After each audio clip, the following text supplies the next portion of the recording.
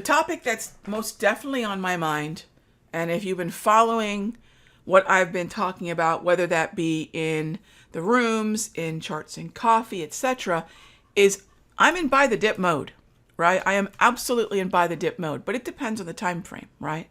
So for the purposes of this conversation, let's talk a little bit longer term, because a day trading conversation and day trading structure is something that may only be valid for hours, if not minutes, right? Depending on the volatility of the day.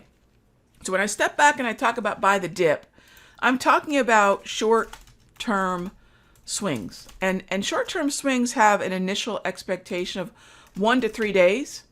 And if it continues, we can move up to maybe 2 to 10. But really, I start off with an expectation of 1 to 3 days, okay? The idea that we can buy the dip in the NASDAQ is absolutely alive and well. Where I'm going to buy the dip on the NASDAQ is very much going to be predicated to where is the DPMR. So that brings up the daily price movement levels, right? Those ranges, those levels. I want to be a buyer in the gray zone. If, for whatever reason, we were to get down to the gray zone, and I don't know that I would do it today. It's about 50 points away. We are about 53 minutes from the cash close. You know, that level today is sitting at about, as you can see here, it's the same level on the 1 hour as it is the daily, about 15,630. On Monday, we'll have Monday's price movement ranges plotted on the 1 hour and the daily time frame, and I'll just recalibrate to that new zone and replace my alerts, replace my limit orders to buy. But I'm going to look for that DPMR buy, and that's something I'm going to focus on into next week.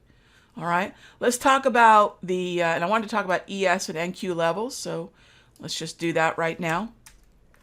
ES levels, right? Again, 1 hour time frame for the short-term swing or even the daily. Nowhere near that level. It's nowhere near that level. Am I going to ignore the wave? You know, look, gang, I've been using the wave since I was about 15, 16 years old to some degree, and I've just continued to fine-tune what that mean reversion means to me.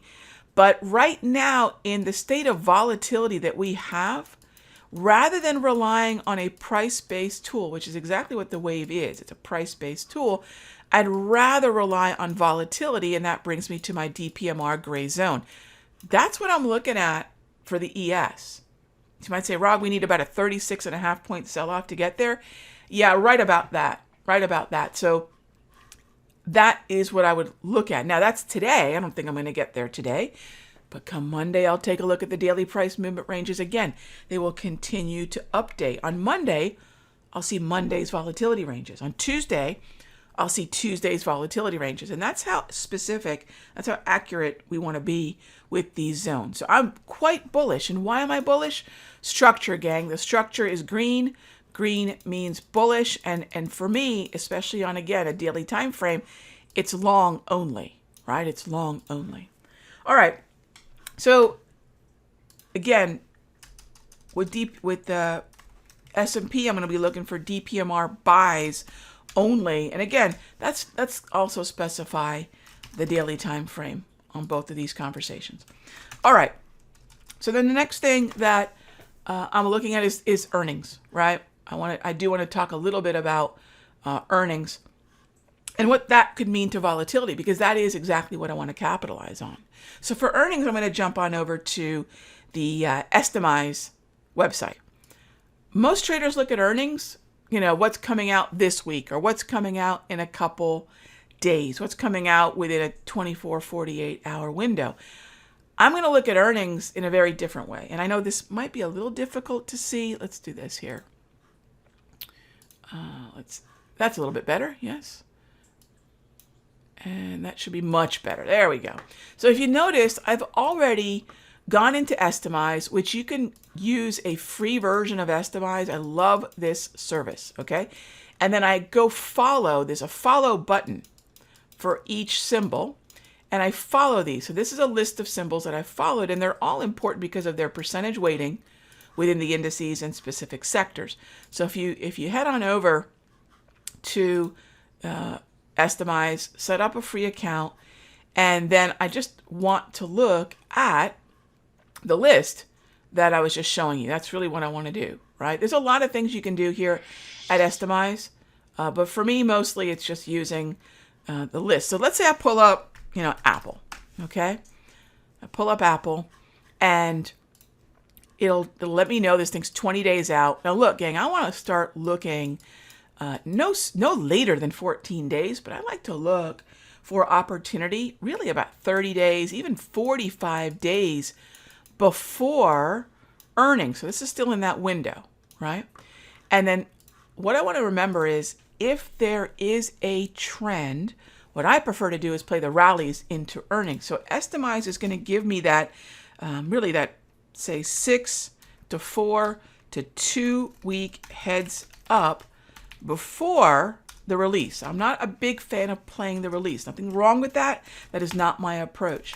So I want to do all my trading for a stock that's going to have earnings well before the release. So anything that's today, anything that's Tuesday, Wednesday, really not interested in. The first date that I'm thinking about setting up anything for earnings is going to be really the 28th. So I scroll down, and that means that all of these stocks, the 2 week, 4 week, 6 week window was, sometime back. Yes? So that means I'm going to start looking at the 28th. That means Charter, that means, Chevron, Procter, Merck, etc. Yes? That's how I can prepare. And if any of these are in trends, fantastic. I'll buy the dip. I'll buy the DPMR. I'll play the rallies into earnings. So the real goal for me is to focus on rallies, as we like to call them, green multi-trends into earnings. All right, green multi-trends into earnings. Not playing the volatility of this binary, are we right or are we wrong? So this is just some tactical considerations for, where we are within the context of the month, right? Okay, so that's where my head's at. That's absolutely what I'm thinking about. Where are the trends? Let's talk about another thing here. Yeah, where are the trends, right? Aside from the indices, what am I really looking at to justify a little bit more bullish in the S&P aside from the trend itself? XLF is moving up. XLK is also moving up. That makes the S&P far more attractive than it was maybe some time back.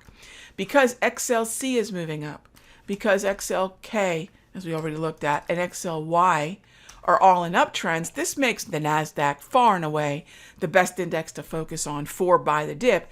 And then we start thinking about, now that we're post, really much of that rebalancing volatility that we saw with the special rebalancing of the NASDAQ 100. Look, we never stopped looking for dips. We just knew that the dips might be a little bit more emphasized because those Magnificent Seven, right, those 8 stocks, part of the Magnificent Seven companies, were going to be particularly under pressure as traders speculate as to how much weaker do they need to be as the weighting is reduced in those names. Very optimistic. Last Friday I talked about buy the dip, right? This Friday I'm talking about where to buy the dip, all right? And that's the way I'm going to be moving forward, going through July, and yes, into the FOMC meeting where we collectively, we investors, traders, etc., have absolutely baked into the cake that quarter point hike. So we don't have to worry about that per se. We know it, we expect it, it's priced in. And that's the way we're going to operate going forward. Hey traders, Raghee from Simpler Trading. Thank you so much for watching this video. Be sure to leave a like and a comment below.